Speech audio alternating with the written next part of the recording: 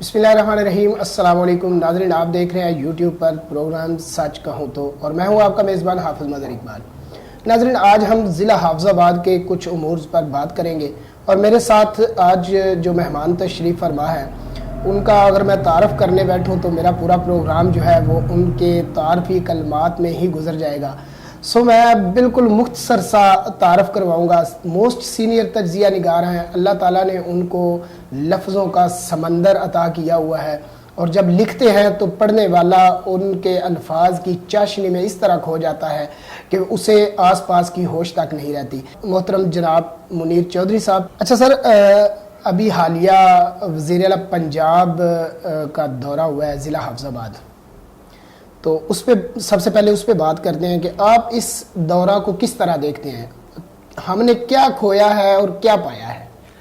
دراصل سیاست کا اگر بغور جائزہ لیا جائے ہمارے حافظ آباد کی سطح پہ، تو ہماری سیاست نظریات پہ کم اور گروپوں میں زیادہ بٹی ہے۔ اگر پی ٹی آئی ہے، برسر اقتدار حکومت میں ہیں سب لوگ، ایم پی اور ایم این اے ایک پیج پہ نہیں ہے۔ دعوے بھلے کرتے رہیں، کرتے بھی ہیں، کہتے بھی ہیں، اس کا اظہار بھی کرتے ہیں، اقرار بھی کرتے ہیں، لیکن عمل سے ثابت نہیں ہوتا۔ ہر ایک نے اپنی اپنی سمت لی ہوئی ہے اور ایک رفت پائی جاتی ہے ان میں۔ اس کے پیچھے کیا کہانی ہے وہ بات لمبی ہو جائے گی، لیکن گزارش اتنی سی ہے کہ وزیر اعلیٰ کی آمد ضلع کے لیے نیک شگون ہے۔ کچھ وزیر اعظم صاحب نے کچھ پروجیکٹس کا اعلان کیا، میگا پروجیکٹس کا اعلان کیا، ان پہ عمل درآمد کا مرحلہ جو ہے وہ صوبائی حکومت کے ذریعے مکمل ہوگا۔ تو اس وقت وزیر اعلیٰ کی آمد حافظ آباد کے لیے بہت زیادہ اہمیت رکھتی تھی۔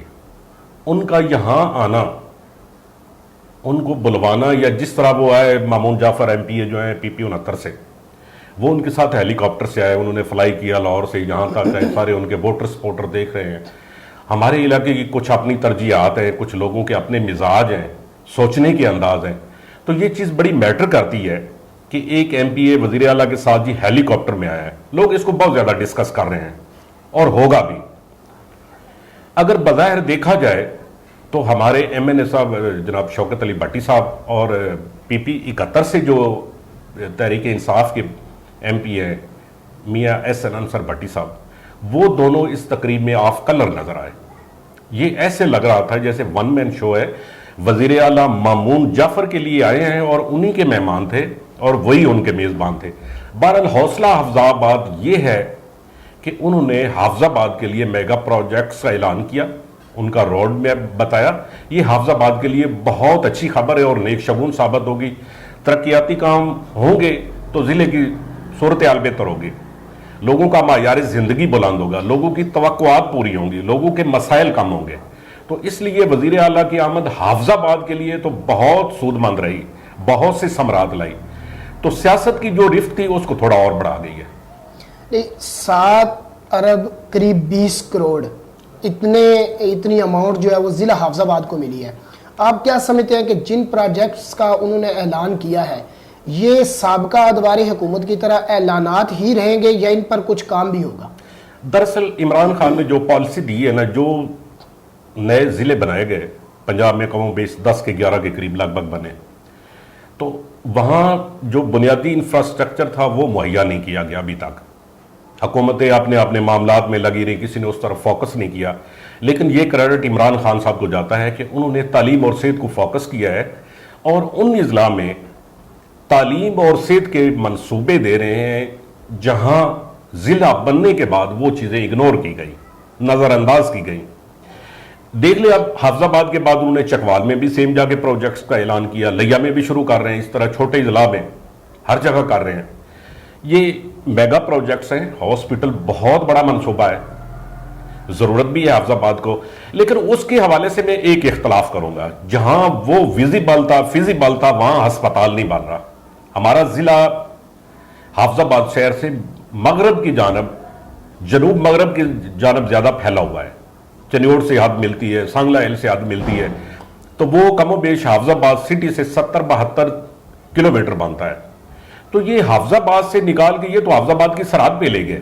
میں تو ہمیشہ دوستوں میں بھی کہتا ہوں، عموماً گفتگو بھی ہوتی ہے، بحث و مباحثہ بھی ہوتا ہے، میں اسے DHQ حافظ آباد میں DHQ نوکھر کہتا ہوں اسے، لیکن بہرحال حافظ آباد کا نام ہے, حافظ آباد کو کچھ نہ کچھ فائدہ ضرور لیکن ہوگا. ایک بات اور بھی ہے نا, حافظ آباد سے اگر ہم دوسری طرف چلے جائیں اس کے جو ہے وہ شمال کی جانب, تو وہاں پر بھی تو ہیڈ قادر آباد کی طرف قریب 50 کلومیٹر کا ڈسٹنس بنتا ہے, وہ ہمارے حلقے میں آتا ہے. یہ ڈی ایچ کیو لازمی تھا, یہ بننا تو سٹی کی حدود میں ہے نا, جی جی, جہاں میونسپیلٹی کا جو ہے اس کا ایریا آتا ہے, ٹاؤن کا ایریا آتا ہے, بننا اسی حدود میں ہے. لیکن اس کو شہر کی دوسری طرف ہونا چاہیے تھا تاکہ زیادہ سے زیادہ لوگ اس سے مستفید ہوں, لوگوں کی ایکسیس آسان ہو.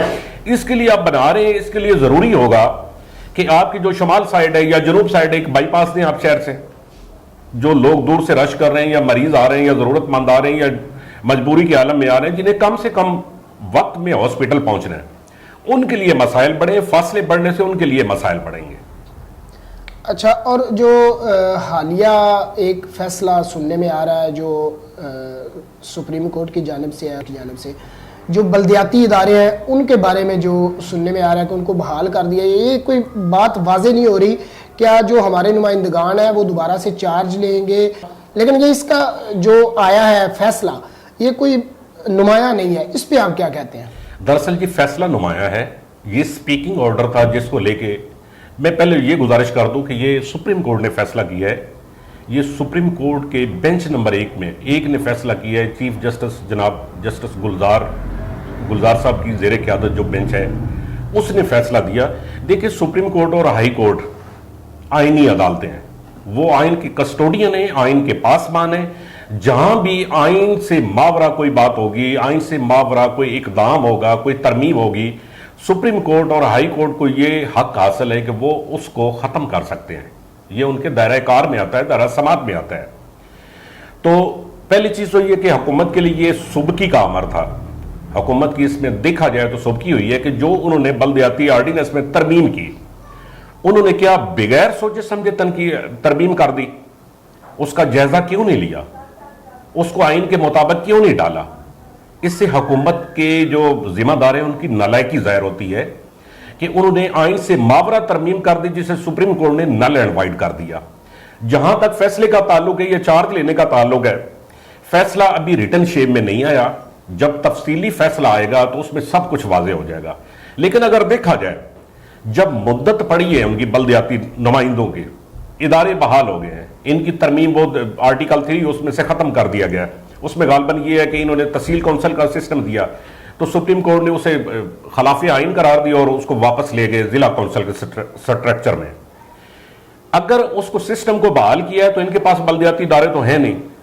ہاں, یہ اگر حکومت ریویو میں جائے گی, ریویو پٹیشن میں جائے گی, اس میں ممکن ہے کہ سپریم کورٹ کوئی ان کی تجویز قبول کر لے یا اسے مان کر کوئی اگلا ایک سیٹ اپ بنا دے, ایک لائحہ عمل دے دے کہ اتنے عرصے میں الیکشن کروا دیں یا ٹائم فریم ان کو دے دے.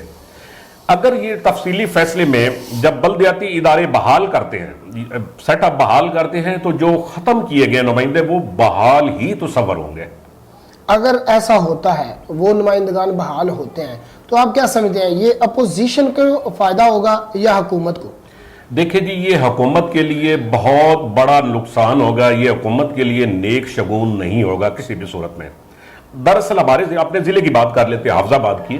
یہاں ہوا کیا ہے کہ انہوں نے جتنی رننگ سکیمز تھیں یا نئی سکیمز آ رہی تھی, اے ڈی پی کی آ رہی تھی سکیم, اینول ڈیولپمنٹ پروجیکٹس وغیرہ, وہ ساری انہوں نے پبلک ہیلتھ سے نکال کے, دوسرے محکموں سے نکال کے اس کو لے آئے ہیں, تحصیل کونسل میں لے آئے ہیں, ٹاؤن کمیٹیوں میں لے آئے ہیں.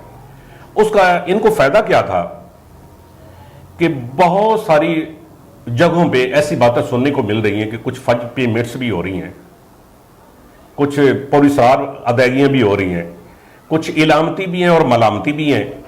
ان ادائیگیوں کے حوالے سے بہت سی گریں کھلیں گی. جب یہ ادارے بحال ہوں گے تو وہ کمیٹیاں تو آلریڈی لوکل گورنمنٹ کے انڈر ہوں گی, بلدیاتی اداروں کے انڈر ہوں گے. انہیں چیک کرنا ان کے لیے آسان ہوگا, ان کی رسائی آسان ہوگی, چونکہ وہ کمیٹی کے آلریڈی وہاں کسٹوڈین ہوں گے اپنی تحصیل میں, اپنے ضلع میں, اپنی ٹاؤن کمیٹی میں. تو اس کے سارے معیار اور مقدار کا جب جانچ کریں گے وہ, تو بہت سے مسائل پیدا ہوں گے اور بہت سی چیزیں ایسی سامنے آئیں گی جو ابھی تک عوام سے چھپی ہوئی ہیں. میری نظر میں اس کا سب سے زیادہ نقصان گورنمنٹ کو ہوگا. اپوزیشن کو کیا نقصان ہونا ہے؟ میں اس فیصلے کو اپوزیشن کی اخلاقی فتح قرار دوں گا. जी नाज़रीन, आपने जाना, उनका कहना यह है कि अगर वज़ीर आला पंजाब ने जो जितने भी ऐलानात किए हैं उन पे अमल होता है तो ये हाफिजाबाद ज़िला के लिए बहुत ही नेक शगुन होगा। और बेसिकली अगर पूरे ओवरऑल इस दौरे को वाच किया जाए तो देखा जाए तो हमारा जो ज़िला हाफिजाबाद है उसको बेसिकली फ़ायदा हुआ है। जबकि दूसरी तरफ उन्होंने कहा कि जो बल्दियाती इदारे हैं इनका जो फैसला आया है ये अपोजिशन के मेंबरान की अखलाकी फतह है, और अगर उनको चार्ज मिलता है तो ये हुकूमत जो है, हुकूमती नुमाइंदे हैं या हुकूमत है, उसको नुकसानात होंगे। तो इसके साथ ही हमें आइंदा तक के प्रोग्राम के लिए इजाज़त दीजिएगा।